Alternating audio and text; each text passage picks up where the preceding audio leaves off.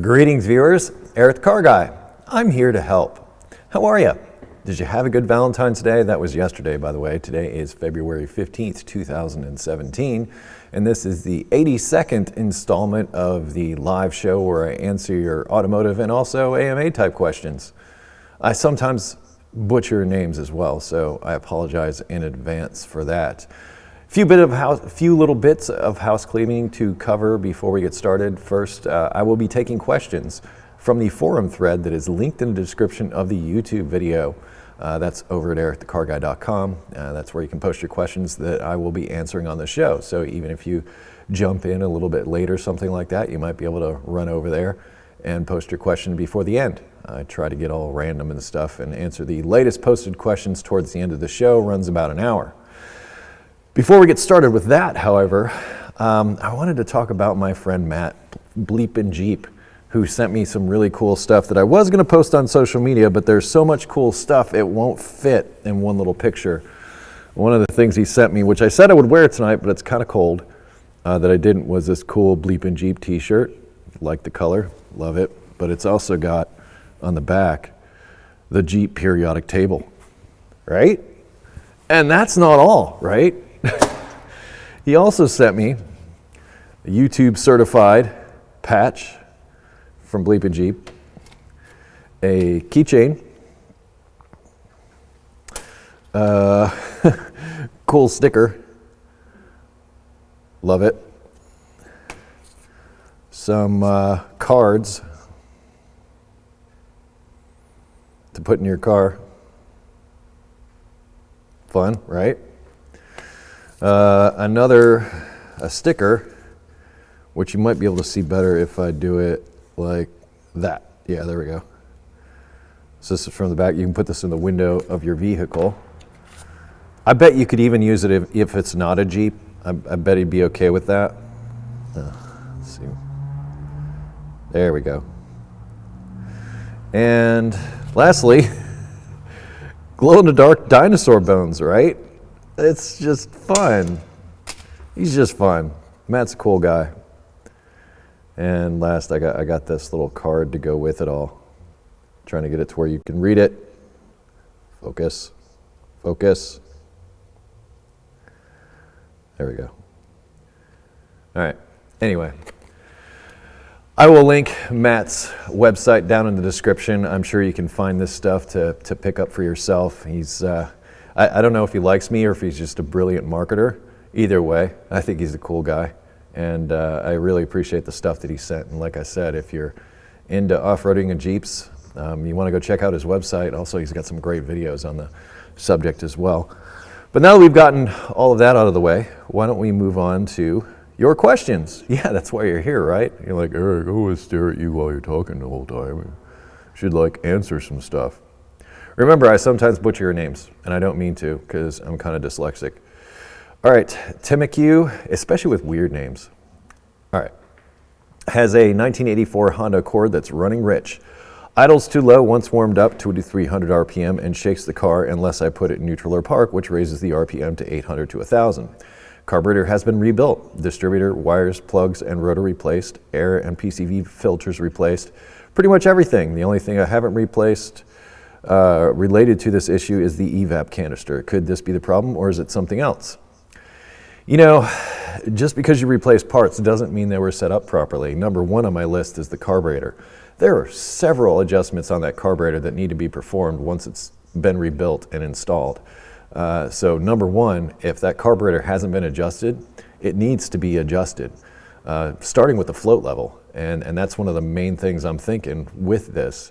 If the float level's set too high, it will run rich like that. And lucky for you, that Keenan carburetor has a sight glass on the side and allows you to adjust the float level, but I hope they replaced the O-ring when they rebuilt it, because sometimes when you disturb them after a long period of time, they break and tend to leak. So float level is the first thing you set. Then you go and you set the idle. There's also a shutoff valve on that to keep it from dieseling after you shut it off. That needs to be adjusted if that's not adjusted correctly. You also need to check for vacuum leaks. And under that hood, there's a considerable amount of vacuum lines that need to be accounted for. Also, the installation of the carburetor after the rebuild, speaking of all those vacuum lines, Those vacuum lines need to get back to where they were when it started. Now, thankfully, Honda numbered them, a lot of them, and there's usually like a little plastic number that goes on there and a little diagram underneath the hood that helps you find everything. But once again, if it's not hooked up correctly, it doesn't matter what new parts or how much you rebuild. If it's not set up properly, it won't function properly. So number one, all that stuff needs to be taken care of. Distributor, I'm not a fan of replacing Honda distributors with aftermarket units at all. I've seen issues with those. I'm not saying that's the reason why it's running rich, but unless you replaced it with a Honda unit, you might have taken a step backwards there, in my opinion. As far as the evap canister, that shouldn't be coming into play. In fact, my primary focus would be in making sure that carburetor is set up properly. Because as I said, and the choke, if that's not set properly, then nothing, your mixture will also be off. So you've got quite a few adjustments to go through to make sure that that's set up and working correctly. High-tech redneck, I could pronounce that. Okay, big smoky burnout parts list. Loud V8, line lock, colored smoke tires, custom side exit exhaust so that it dumps in front of the tires about 1 foot away to blow the smoke back, like on the old school muscle cars. Am I missing anything? I'm entering a burnout contest and I need to top what I did last year in my 95 Ram 1500 360. Auto doesn't feel right. It doesn't feel right just scrapping it, and I can't sell it. I can't sell the old brute. Okay. KBB says it has no value thanks to all the rust and whatnot. Thanks for the videos. They really help when I get that itch to turn a wrench that I don't have stay dirty. If you're interested, I'll post a video for you. The blue silver duct tape at 40 seconds. Well, I can't really share the videos during the show, and I'm kind of scratching my head as to what your actual question is. It seems more like you're making a statement about doing a burnout contest. The only question that I saw there is, am I missing anything? Burnouts, really cool. I've done them, but I've never really gone to a contest or participated in a contest, so I'm really not the person to ask about that. All this stuff sounds like fun. I think you should get pink colored smoke tires. I think that will help you stand out. It will. But good luck no matter what you decide. As far as a truck, come on, it's a truck. You don't get rid of trucks. Love trucks. All right, Marinus Mutau. All right, screwing up names. Here I go. I have a general automotive question. How do you know when a car has become a money pit? My 2006 Ford Mondeo MK3 2-liter TDCi had quite a few issues. It has 300,000 kilometers on it. In the past years, I had to replace the exhaust, all the suspension components, and now the AC is gone. Also, it still has some performance issues I'm trying to figure out. Not sure if it's becoming a money pit or if I have the feeling it's just because the spare parts are expensive here in Denmark. Many thanks for all your time you spend teaching us how to fix our cars. It's funny you ask this question because I've done a video on this exact topic on ETCG1. When it's time to say goodbye, I will link that down in the description. In fact, I probably should talk about that kind of stuff at the beginning of the video, but I'll catch up at the end. I don't want to interrupt this question here. With that kind of mileage, with those kind of kilometers on it is probably a better way of saying it. It is likely reaching the end of its service life, if I'm honest. You've got a lot of things that you've addressed already, and without looking at the vehicle, it's really difficult for me to say whether or not that's the case, but based on the mileage, you've gotten quite a bit of use out of it. Kilometers, you've gotten quite a bit of use out of it. So it's, once again, it's difficult for me to call it and say, yeah, that's a bad deal. You need to get rid of it. AC can often be expensive to replace. You really have to it's a formula. You look at the kind of work that you're looking at and the expense of that work. You look at the value of the vehicle, monetarily speaking, because vehicles, I'm sure a lot of people that watch my show agree with this, can have value beyond the monetary. It can just have sentimental value. For instance, my truck sitting behind me back there, my dad gave me that truck. Now, granted, it's a pretty truck. I like the truck. But because my dad gave it to me, it has some sentimental value, and I'll hang on to it for as long as I possibly can just for that reason. So, it depends on your love for the vehicle to start with. But just purely by the numbers and looking at the expense that you have there, it certainly exceeds the cost of the vehicle. And once again, I'll post the link to that video in the description so you can check that out for a more detailed response to your question. As I said, I made a video about that exact topic. The Bidgie. Hey Eric, you pronounced my online moniker perfectly so far. Congratulations. Yes. Quick update. I did the tune mods I alluded to in my previous question, and the stock intercooler is holding 24 PSI. It wasn't built for just fine. I might build a bigger one later when I have the time and the money for it. Question. I've noticed that my other car, Guy, while happy to see my car gaining huge amounts of power as I throw performance parts and a tuned ECU at it, seemed a bit non-paused about my approach to performance gain. He's a real technician, and I guess he likes to work more hands-on with engine parts, fiddling with carburetors, pistons, and all those fascinating internal components I couldn't dream of working on, while it just looks like I'm throwing random stuff at the engine bay and come out with 70 plus more wheel horsepower.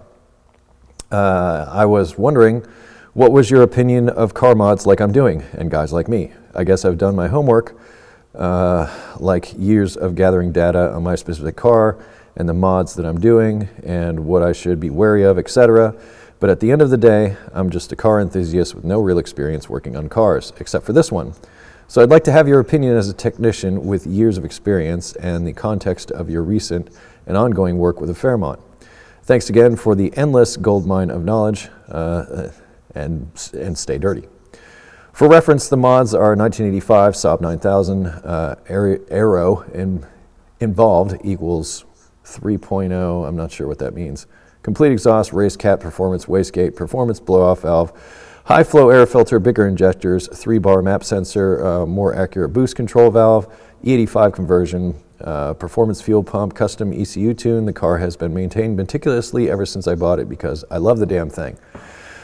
Once again, I have a video, actually videos plural, on ETCG1 about this very thing. It's called Technician Sanctioned, actually I have two of them. One is called Modified Cars, a Technician Point of View.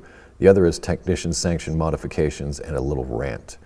Both of those videos cover the topic, the exact topic you're asking about. But I can summarize here.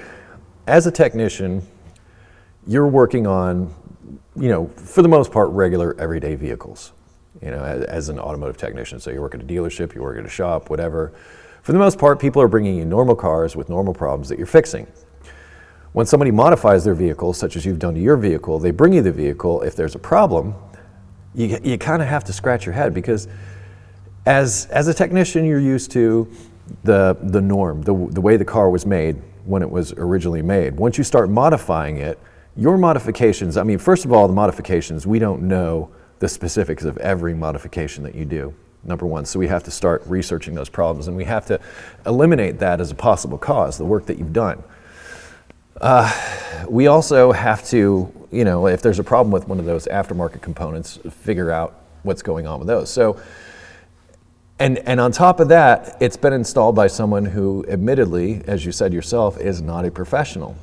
So not saying that you're not capable of doing those modifications and things. What I'm saying is that creates a whole host of variables that make it very difficult to service your vehicle as a professional technician. And in fact, if you read through the comments of the two videos that I mentioned, which I will post in the description at the end, you will see that there are a lot of people that are real tuners or what have you, claim that they don't want to take their vehicle to a technician because they're the only ones that want to touch it. And I'm fine with that. I'm not saying that, they have to take it to a professional to get it fixed. It's just that some people, and I'm not saying you, will paint themselves into a corner with the work that they're doing and the modifications, bring it to a mechanic and expect them to wave a magic wand and make everything better. I'm not saying that's you, but I have run into that. And I've also worked at the dealer when people have bought brand new cars, modified them heavily, brought them into the dealer for warranty work. I'm left thinking to myself, why should we be warranting a car that you modified, that you have altered from stock? It's no longer the manufacturer's vision. So in other words, you're making my job more difficult by doing that. So perhaps that's why he has that attitude. And once again, those videos that I'll link in the description will be a little more detailed with my explanation. But to me, it sounds like you're one of the responsible ones. You're one of the ones that I would like to work with. You're not somebody who's just thrown a bunch of parts at their vehicle. As you already stated, you've done painstaking research on it, and you've been very careful and mindful of the modifications that you've done, and also realistic about it. So I would say you would be the type of person that I would want to work with a vehicle like this. There are others that, pretty much just throw you the keys and say, fix it, and give you little to no information to go from. And that's not so fun. But I hope that gives you something to start with. Delta V, what is your view on engine oil flushing? I love just quick questions like this. Okay. I'm not really sure exactly what you mean by engine oil flushing, but I'll go by something that I did years ago, which I've actually mentioned on one of these shows in the past. And that is I had an 84 Thunderbird that had a lot of oil sludge inside of the engine. And I decided to try one of the old tricks, which is put kerosene in the crankcase and run the engine for a while, because kerosene can clean up all that stuff. Well, it did a fantastic job. In fact, so good, it took all the sludge and put it down into the oil pan, and it quickly clogged the pickup tube going to the oil pump and starved the engine for oil and just about blew the thing up. In fact, it pretty much blew it up. It just wasn't catastrophic. In other words, the oil light came on, started blinking. While I was driving, I pulled over, but by that point, with the lack of lubrication and the missing gunk that was actually sealing everything up, it was done. It was done at that point, pretty much. So engine oil, let's put it this way. Engine oil flushing should not be necessary. If you change your oil on a regular basis, it's not something you need. If you purchase a used vehicle or a used engine or something like that that has a lot of sludge inside of it, I wouldn't even bother with it. If it's that bad, it's not worth trying to bring back unless you're doing something fun with it, but nothing that I would want to rely on it. If I was gonna put a brick on the gas pedal and wait for it to blow up, a gunked up engine would be a perfect candidate for something like that. But if I wanted something to drive to work, I wouldn't flush the engine with a gunked up engine. I would either try to find another vehicle or another engine. I wouldn't even bother with it, because once they get past a certain point, they're really just not worth it. Let's see. Supercar 14. Hey Eric, I missed the last show, but I wanted to say thank you for your advice about the brake fluid boiling in my accent. I took care of it, and the brakes have been working fine since. Yay! In fact, thanks to your help, the car would just be about in perfect order if I hadn't snapped off a wheel stud. Hey man, that happens. But I got a video on how to replace those. But you know what happens. Anyway, my AMA question for you is, what, if any, kind of music do you listen to while not on camera to help motivate you to work, especially on the stubborn cars that don't seem to want to be fixed? Honestly, I don't really listen to a lot of music while I'm at the shop. I listen to it all the time when I'm on the computer, and I oftentimes listen to CBC Radio 3 out of Canada. I like it because I always liked college radio. I always liked stuff that was eclectic and unique and that didn't have commercials. I can't stand listening to commercial radio. In fact, I almost vomit whenever I hear it. But I've just about my whole life I've listened to college radio, which is everything. I mean, some of it's folk, some of it's alternative, some of it's hip hop, some of it's, it's like a mixed bag of things. I don't really focus on any one genre of music.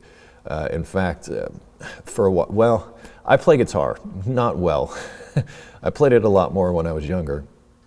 So I guess I can call myself something of a musician. And I think musicians are like that. They do have more of an open mind when it comes to music than, say, somebody who's it's hip hop only or something like this. But I have eclectic taste, and like I said, I really like listening to CBC3. But when I'm working in the shop, a lot of times what I end up listening to is just talk radio. Just somebody talking in the background. Just sounds like other people in the shop or something. And but sometimes I just like to come here and enjoy the silence. Just be away from everything. And it's never really silent here. There's an intersection outside, and plus there's a trucking company next door. So I do get those interruptions. But, sometimes when I'm turning a wrench, it just doesn't matter what's happening around me. I'm happy where I am, especially working on stuff like Oliver up there.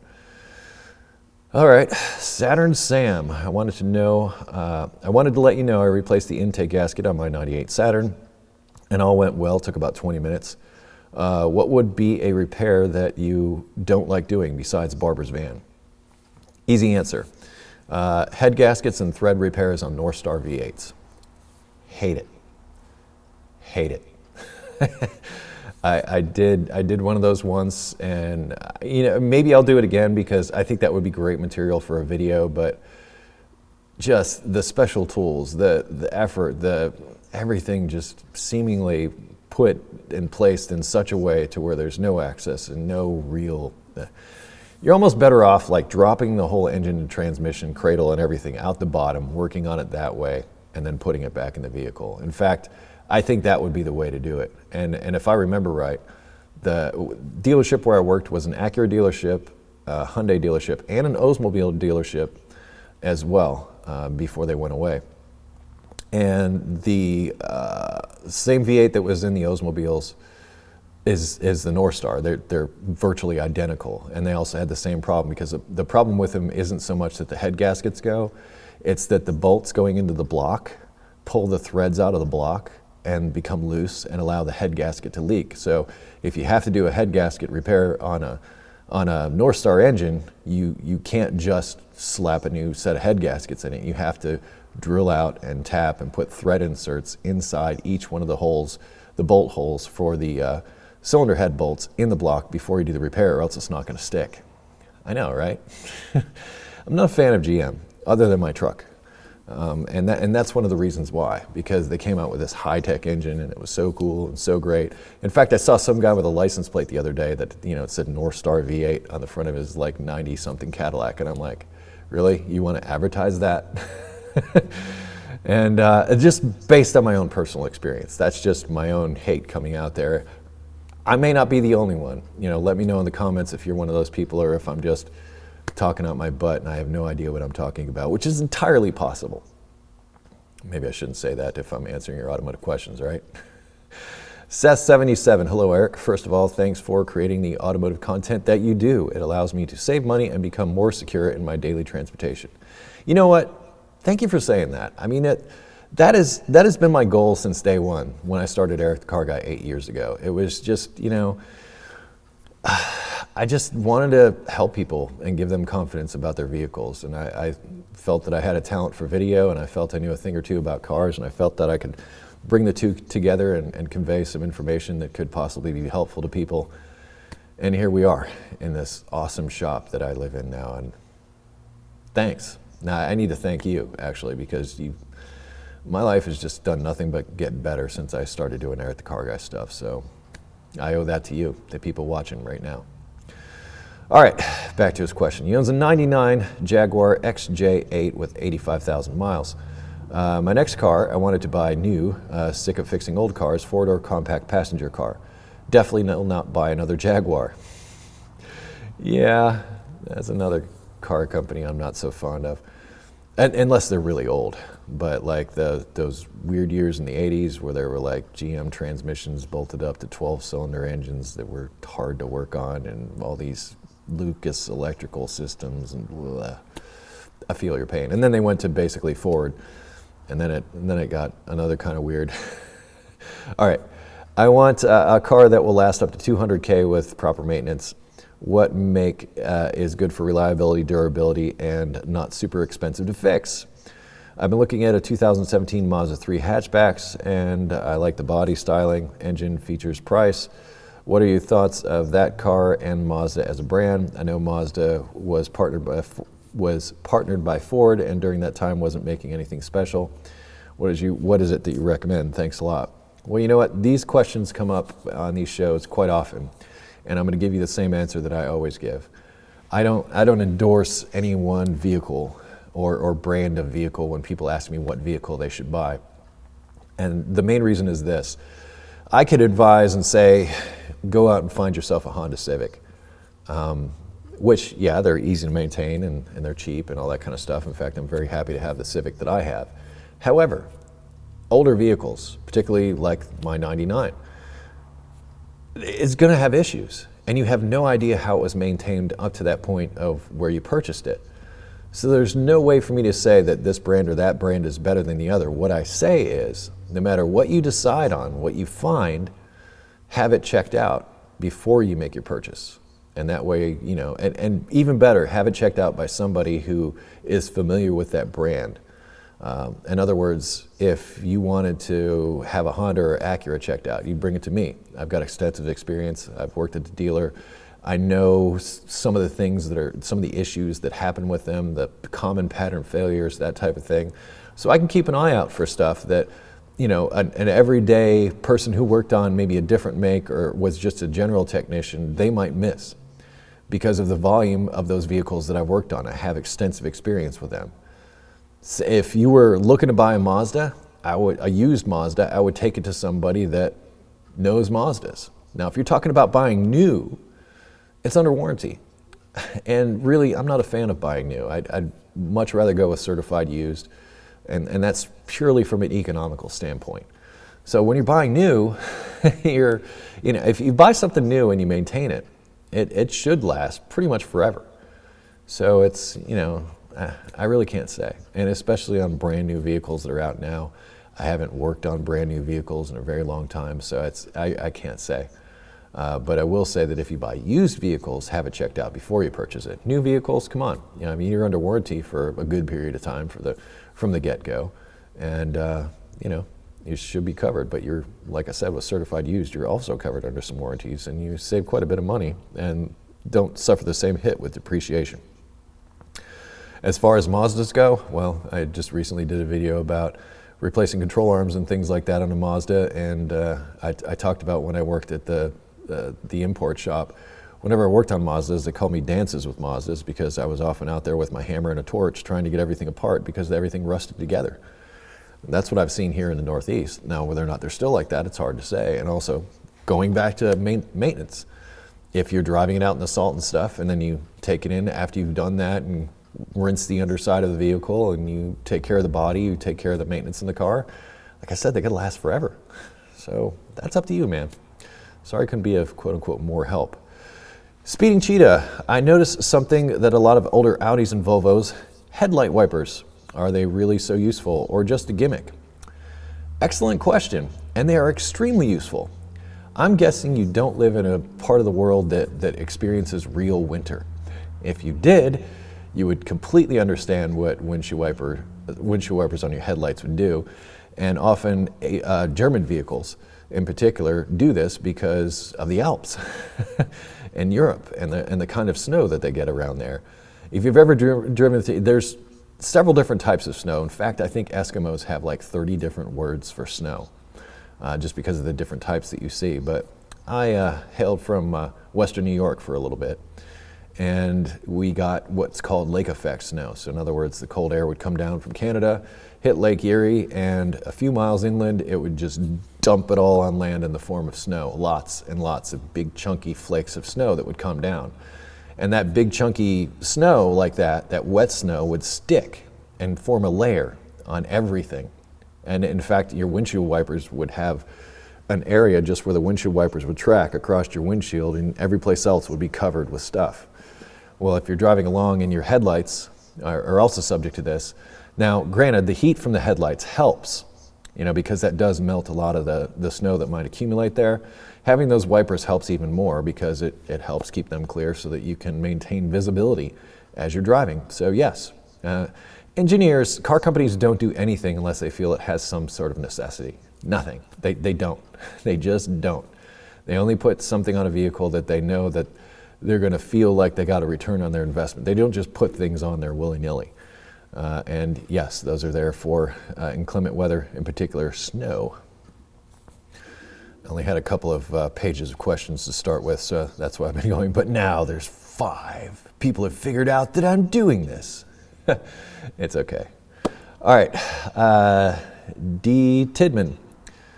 Eric, first longtime viewer, thanks for your videos. They have given me the courage and knowledge to tackle repairs I probably would not have attempted previously. Once again, thank you for that. For AMA, whose YouTube videos do you watch when you have the time? Thanks. I've got to admit, I don't often have the time, number one, and I don't often spend a lot of time watching YouTube videos. In fact, hardly ever. If somebody sends me a video or something like that, or if I need to learn something or familiarize myself with something, in fact, I was considering making a fuel cell for the Fairmont, so I was just out looking. So in other words, there isn't any one particular person that I would watch.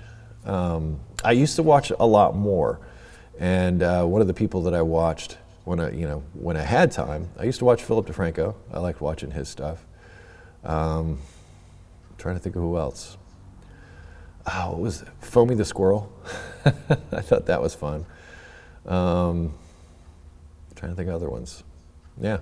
So I wish I could give you more.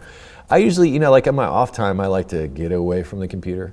I like to get away from my electronics and just lay there and watch TV. And usually what I watch are like the general car shows. And I also cut the cord. I don't have cable or anything like that. I did that like 3 years ago. So when I do watch, I'm watching like counting cars and Vegas rat rods and, Fast and Loud, although it's kind of gotten weird. Still watch it though. But yeah, a lot of those car shows, guys that build cars, I like to, because that's what I like to do. I've really gotten into building and fabricating cars and doing, engineering stuff. I get into that, so it's fun to watch what other people do and possibly get ideas and, possibly learn how to solve some problems of my own. But as far as YouTube goes, I just use it when I need to know something most times. I'll do a search and something comes up and away we go. Other than that, it's a lot of work, but you know what? I wouldn't have any other job. I mean, I don't think I'd even be cut out to do a real job at this point, if there is such a thing. All right. Somebody answered a question from earlier. Non-linear. I am helping a friend look for a car. Yeah, here we go again. Honda Odyssey or Element seems like a good lifestyle choice. Aside from being hood latch issues, do you have any concerns regarding specific years or features? The internet says the Odyssey had a run of bad years for transmissions, and the more recent ones have very noisy interior due to cheap plastics. Which Honda is best Honda? Oddly enough, I have experience with everything you're asking about here. Yes, the 99 through 04. Actually, I would go at least up to 04. 99 to 04 Odysseys I would just avoid completely because of those transmission issues you mentioned. As far as the later models, my wife drives a 2012. I've driven it.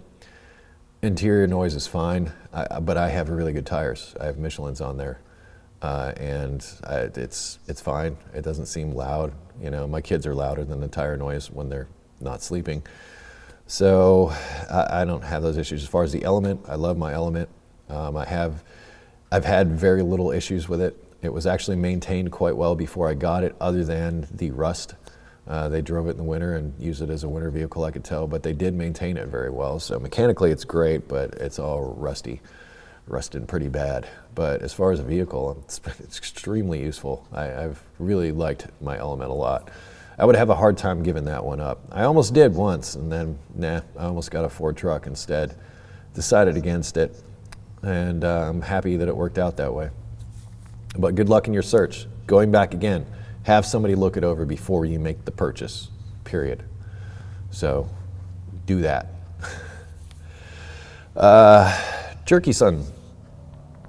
After a certain point, is it worth it to keep a vehicle if you sunk a lot of money into it, i.e. repairs?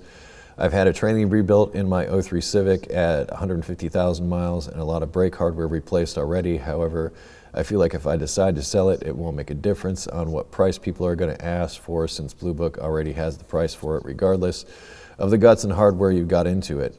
It being an older car, I know it's going to need repairs, but is it justifiable, or if I can't get some of that cost back by selling it or trading it at the dealer? Training is under warranty for 36,000 miles, or should I just let it go before other things are needed and buy into a brand new car, which will probably be a 2017 Civic? It sounds to me like you've already answered the question and you're just looking for me to justify it for you, but once again, I'm going back to that video that I did, or maybe I haven't talked about that yet. But I did a video about this, when it's time to say goodbye. I actually specifically did a video about this subject right here. And once again, going back to cost to repair, what the vehicle is worth, and how much you love it. I mean, that's really the formula. And then you plug in the numbers and then you just decide. But if you want something reliable that you're not going to have to worry about, go for the 2017 Civic. Or go certified used. Like get a 15 Civic. You'll spend a lot less money, have the same warranty, although somebody else would have already farted in it. But I can tell you right now, they fart in them at the factory. I know this for a fact, and I know we do at the dealer when they get off the truck too. So there's no way you're going to have first fart, no matter how much you pay. Jay the Dester, yeah, screwed that up. Hey Eric, I have a question that has been confusing me ever since I got my car. I have a 2000 Toyota Corolla with 97,000 original miles. I bought it, or 97, yeah. I bought it with 79K. Ever since I got the car, if it's too cold outside, the car will idle roughly. You can hear the engine struggle to idle and then throw it into drive and it will nearly stall. On several occasions it has stalled on me, in fact. The car never threw up any engine codes and every mechanic I took it to can't figure it out. What do you think the issue is? A couple of things I'd be looking at. I might remove the idle air control valve and clean it out. It could be sticking internally or it could need to be replaced. It likely will not throw a check engine light code because it's still functioning. It's just not functioning well. Another thing that I find that can not throw an engine code but cause similar problems to what you're talking about is coolant temperature sensors. Coolant temperature sensors send signals to the ECU based on temperature. They change resistance based on temperature. So unless it's open or has a short, it's still considered a good sensor by the computer. So in other words, it can be giving wrong temperature readings to the computer. The computer can miscalculate the fuel mixture and therefore, cause problems when it's cold like that. So those are the places that I would look. As far as cleaning throttle bodies, proceed with caution. I did a video about it. Do not remove the throttle body. I strongly advise against removing the throttle body. Just leave it on the vehicle. Engine off, totally off, and open up the throttle plate, throttle cleaner on the inside of there, wipe it out with a rag. You might do that at the same time as doing the idle air control valve. But that one I believe is a mass airflow sensor vehicle. So another thing you want to check for is any holes in the tubing that goes between the mass airflow sensor and the engine. So sometimes there's holes that get in that rubber boot, and that can allow air that's not been measured by the MAF sensor into the engine, and once again, improper fuel mixture is calculated and applied, and it won't be picked up by the computer because the computer hasn't seen any faults. Another thing that helps cars idle really well is cleaning MAF sensors on vehicles that have MAF sensors. Special cleaner for this that I'd recommend you use, and that can also help with idles. Got an extensive article that I've written on this website, on my website, about how to solve idle issues that might also be of interest to you. US 03358, I love your channel, and it has helped me perform basic maintenance on my car. Keep the video coming. 2010 Acura MDX with 45,000 on it. The owner manual suggests timing belt replacement at 105 or 7 years. Which comes first? In your experience, should I go ahead and replace the timing belt at 7 years, or can it wait? It's going to cost over $1,000 for the job. Thanks for your help. Yes, it will cost over $1,000 for the job. The parts are kind of expensive. The water pump in particular is kind of expensive. It's honestly not that bad to do. Now, you have a 2010, which is sort of outside the range. I have a video available, the J-Series timing belt replacement V manual that's available on my website. That could give you a general idea of what you're up against. As far as should you replace it, though, that's the real question here. At 7 years. Experience has taught me that time plays more of a factor than mileage with timing belts, and I say this because of dry rot. Because your timing belt's made out of the same basic stuff as your tires. And over time, your tires can dry rot and get little cracks in them.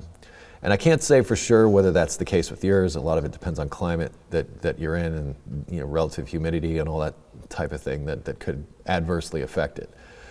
I think 7 years might be a little premature. I mean, I think you got some time. I know, like some Toyotas, like if you don't replace the timing belt at 60,000 miles, it's done. But Hondas, I've seen them go well past their recommended service interval, but the ones that I do see that have problems are passed on time more so than mileage. So in other words, situations like yours. The Cincinnati climate is very humid, the temperature extremes fluctuating between very hot and very cold. So we've got a lot of things working against us here in my climate, so that does affect it. But if you're in more of a stable climate, even if it's like hot all the time, it's like those fluctuations between really hot and really cold that can cause issues. And also, like I said, the humidity can also play a factor. So I think you got a little bit of time. But if you want to check out what's involved in a replacement of that, hardest part is getting the crank bolt off. Once you get the crank bolt off, really, it's not that bad, at least in my opinion. But getting the crank bolt off is a challenge. And if you do decide to do it yourself, strongly recommend Honda parts. Although there are some decent aftermarket ones out there, but you're never going to go wrong with the Honda ones. Butterscotch, I can pronounce that. 97 Mustang GT, 4.6 liter, 300,000 miles. I'm getting a slight clunky feel in the steering wheel while driving, especially when making minor corrections. I performed the wiggle the wheel test, official term, per your videos, and cannot detect any obvious looseness in the outer or inner tie rods, ends, or ball joints. I pulled the steering rack boots to visually inspect the inner tie rod ends and found what appears to be grease inside the cavity on the driver's side. Is there supposed to be grease covering the teeth of the rack and pinion that attaches to the inner tie rod end? I was unsure if it was grease or a combination of what leaked out with power steering fluid and gunk. The boots are not wet and there are no obvious PS leaks. My only other possible culprits I can think of would be U-joints in the steering column, the rag joint, and the internals of the rack and pinion are simply worn out. Thoughts, picture attached. Thank you for the excellent help with my EGR issues on the same car. Kelly, Atlanta, Georgia. Hey, ATL. And he provided a nice picture, and there is grease down inside the power steering, down inside the power steering rack. Completely, totally normal. It's supposed to be there. So that's not a combination of any kind of problem. I don't see anything that looks like it leaked out. Pretty much, you can tell when a rack is bad because it leaks all its fluid out. Usually one of those boots, you can pull it back and a bunch of stuff comes out. That means the inner seal has failed and other things could follow suit. Now, unfortunately, you've already given the answer that I was going to give you because there's a list of things. And you're correct. It could be that the steering rack is worn out itself. It could be the U-joints going down to it that are worn out. I did a video about a Toyota that I had an issue with once. I believe I replaced the power steering rack and then it came back and it had just that same kind of stiffness. And it turned out to be that the U-joints had gone bad. And I guess the best way to check for that is just to pop that there's like a little shaft. I believe it's called a sector shaft that goes between your steering column and the power steering rack in the engine compartment. Now, my Fairmont had a problem with its original steering, its original sector shaft. The U-joints had worn out. And it was just like you say, there was just a little spot that you could feel sometimes, and you'd almost get a clunk sometimes as you'd steer. So why not? That's what I would check. If you could just pull the shaft off, check the joints, look for like orange dust on those little U-joints. If you see like any orange dust around there, it's pretty much that joint is probably done, and you should replace it. And that would be where I would start. The racks on those cars are not that difficult to replace, especially if I've already got the sector shaft out. So in fact, it's probably one of the easiest power steering racks to replace ever. Thank you. But yeah, you might start with looking at the sector shaft and those joints first. Once you've got it off, just sort of feel them, move them around. And if you notice any stiffness or problems in there, or looseness, then you found your problem. It's right there. Another thing you might want to do, I noticed you got rubber bushings on your power steering rack. Something that can really improve feedback and make your problem even worse. So do this after you fix your problem. In fact, I have some right here that are going to go in the Fairmont here soon. And these are solid bushings for the power steering that go in there. So these take the place of the rubber bushings, and they solidly mount the rack to the K-member.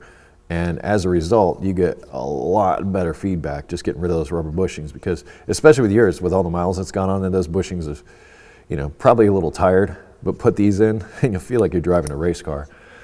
I got these from Maximum Motorsports. If I can dig them up, I'll link them down in the description for you. Mike B. Oh wow, time is flying. I've only got 2 pages here, I think. Let's see, how many more do we have? I only got a couple more on this page, and then we'll just get all random with it. Mike B, O2 Odyssey, 155,000 miles, replacing the rear wheel bearings and dust shields. Do you have any suggestions for separating the parking brake cable from the dust shield? I cut the shield around the right rear cable with a cutting wheel. It seems like there must be a better way. Honestly, this issue has been the biggest time bandit on this job. Thanks for your great videos and your encouragement. They didn't make it so you had to cut it to get it out. In fact, hang on, I'm still here, just off camera. La la la la la la la. This is my preferred tool for that. And what it does is it goes around, that cable when it passes through there has like little tangs that come out and hold it in place. And you just gotta push those back and you can pull the cable back through. Cutting it no, I wouldn't cut it. But as you can see, that will wrap around the outside of it. So if you can just push those little tabs down, should be able to pull that through. JYD08. I just got a used car that is supposed to have 13-inch wheels, but has 15-inch that hit when making sharp turns. How can I fix this? Put 13-inch wheels back on it? I'm serious. Because if the wheels are too big and hitting stuff, you either gotta find what it's hitting, and if you can move it, great. If you can't, then, you know, put the old wheels back on. It's pretty much where you're at on that. That's a pretty straightforward one. Okay, John Z, 1886. Josh, again, just before I posted the question to you on the last AMA, I had a conversation about making more money with my dad, which prompted my question to you. Just after I saw your reply, I searched for NATEF accredited automotive programs, and to my surprise, I found that the community college 2 minutes from my work has an 18-month training program. I am now enrolled and hope to start this summer or this fall at the latest. Anyone else wanting to get similar info can go to, it's got a link here, and perform a simple search. Thanks for the straight talk and stay dirty. Yes. Love follow-ups. I love when they're, you know, positive like that. I'm very happy to hear that you were able to find a program and that you're rolling. That will be worth more money to you. You will not regret this decision. You will not regret this decision. All right, I'm going to take one question from page 3, and we'll get random, and we'll do it this way. Oh, that's strange. Like half the stuff didn't show up. Wasn't loaded quickly. I guess because I'm streaming at the same time. Well, these are short questions. Chris 015. If you had to make a life decision choice on a non-automotive job opportunity, what would it be and why? YouTube video production doesn't count. Well, you know, that's too bad, because I would get into video production. I was born to make videos before YouTube. I found out like in the early 2000s that's what I wanted to do. Outside of that, I've done a lot of things. In fact, on the About page of this website, you can go check out stuff. But yeah, that's what I would do. Although, like when I was a kid, I wanted to be a doctor, and I wanted to be a doctor that delivered babies. I was very specific, and I just, for whatever reason, I didn't want to be around when people were dying. I wanted to be around when they were born, because people were happy and all that kind of stuff. But then I got older and realized that was a lot more complicated and super expensive. And so, you know, I guess I've just always wanted to help people, and that's just what I've done. But video production and artist, I went to art school. But you can't make any real money as an artist. At least I couldn't. I think most of the money gets made after you're dead. All right, Will Bush, 1323, what college did you go to? What about it was so good that made you go there? I'm currently applying to Michigan because they have a good program. Also on the About page, Rosedale Technical Institute. I went there. IAL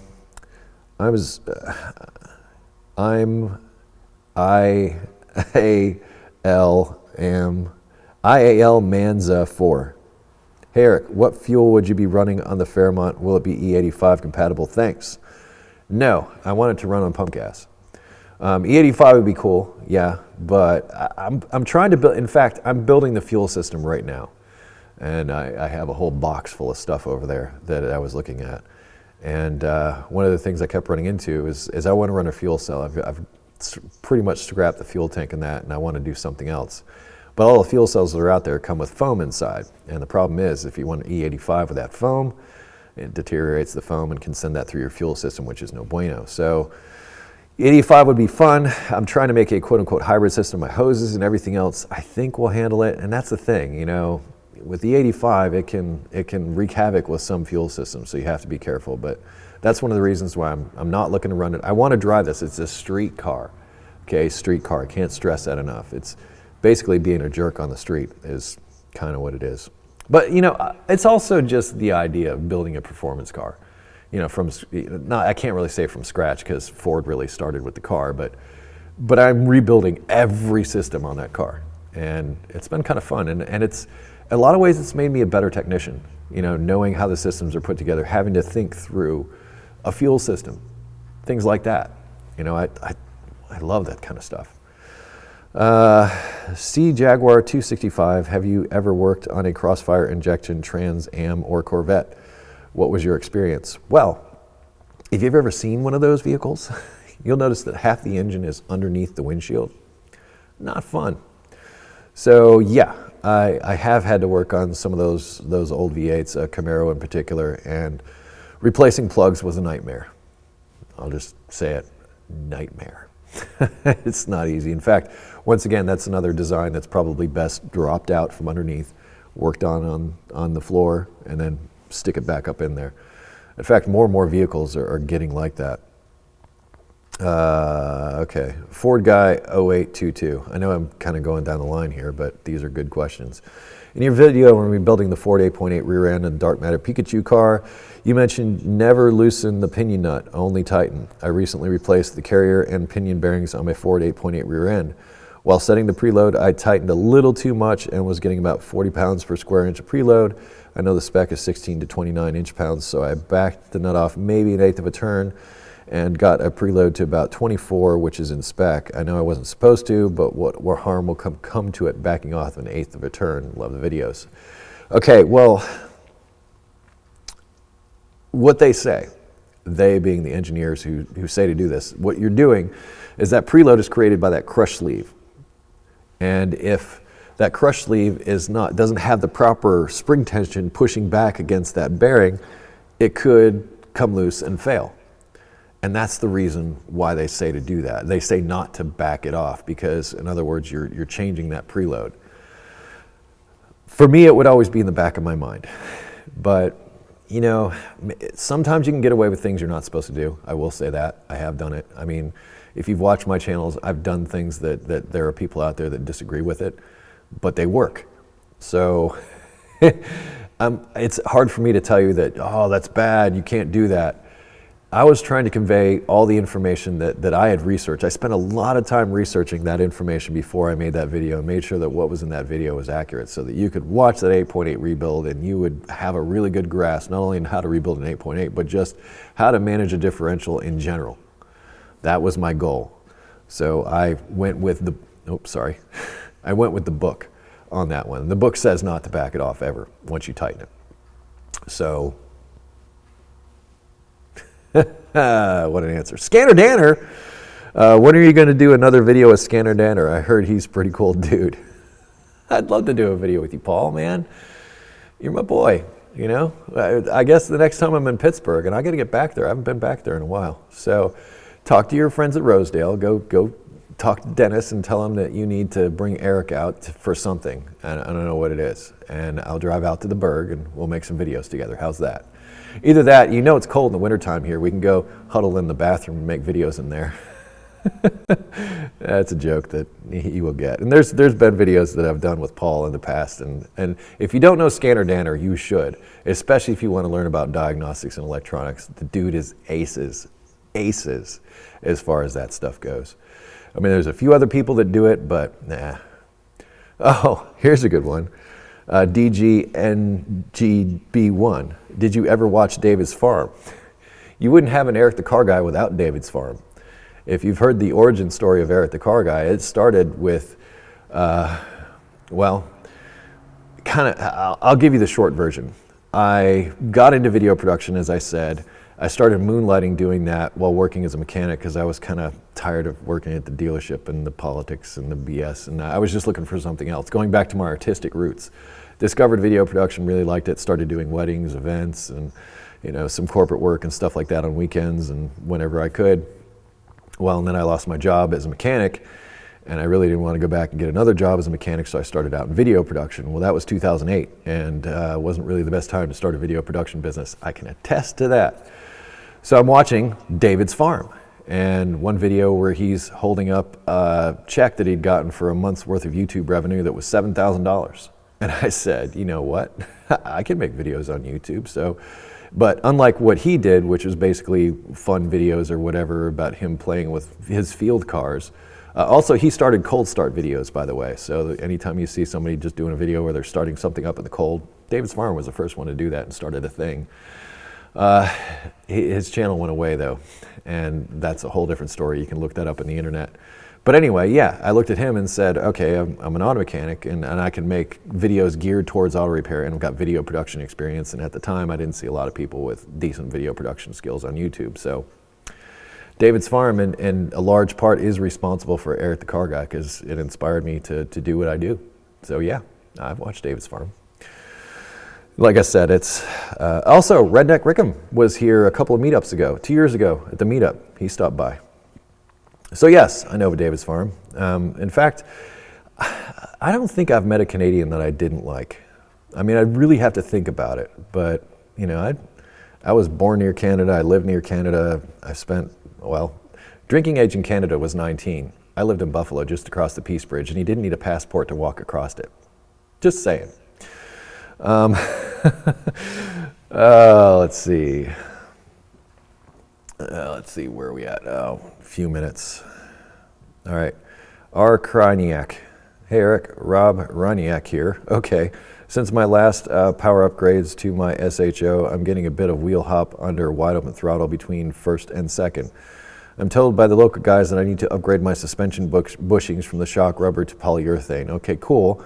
What if no one makes poly bushings for your ride? Where do you source them? I'm kind of with them in that, but I don't know if making your suspension stiffer is the right answer, because there's a balance there that you've got to maintain. So in other words, you go too stiff and then you'll completely lose traction. You go too compliant and you get something close to what you have. So it may just be that your bushings are worn out, and you might want to just try stock bushings and maybe try that. But as far as poly bushings, in this day and age, especially with polyurethane, I'm sure there's a company out there that would make you some custom stuff or has stuff. I mean, this is an SHO, so it was a performance vehicle, or it is a performance vehicle, I should say. There could be something out there. You might be surprised at what you find, but then again, you may have already looked, and I don't know for sure. It's random time. Simi Parthen Paus. It must be fun to watch me just not know how to read. Oh, don't be too hard on me. Hey, Eric, I love the Fairmont so far. Yay! My question is, I have a 1965 Fury 2 and need weather stripping and gaskets.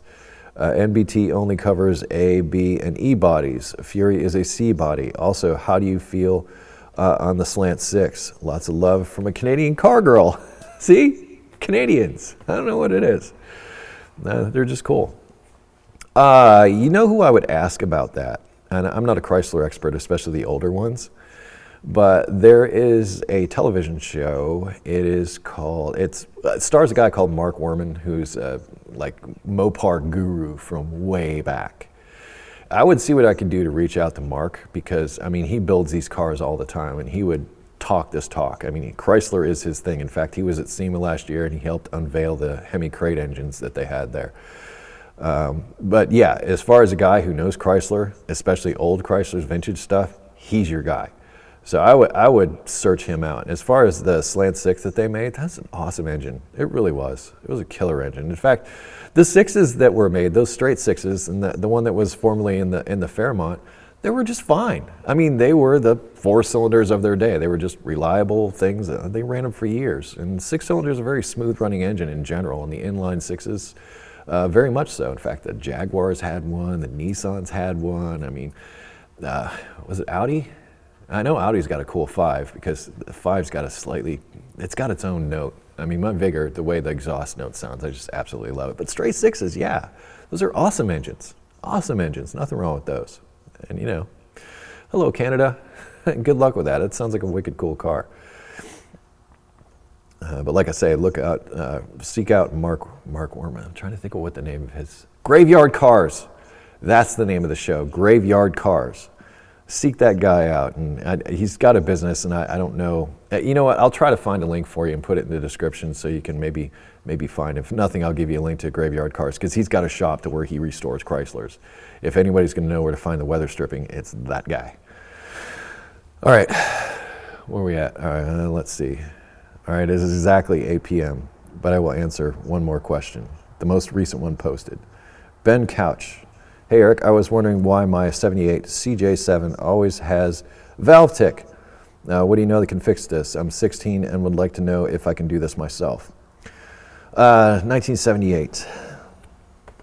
You know, honestly, you might have to replace the cam and lifters to get rid of it completely because it has a hydraulic valve train, and you can't just put lifters in it. Because flat tappet cams, in other words, like cam and lifter sets that aren't like roller lifters or anything like that, they're a match set. The bottom of the lifter is concave. Yeah, concave. And then the cam lobe is not straight across. It actually has a little arc to it. So like one side of the cam is higher than the other. It's imperceptible, but the reason they do that is every time the cam lobe comes up and contacts the bottom of the lifter, it's supposed to spin it in the bore.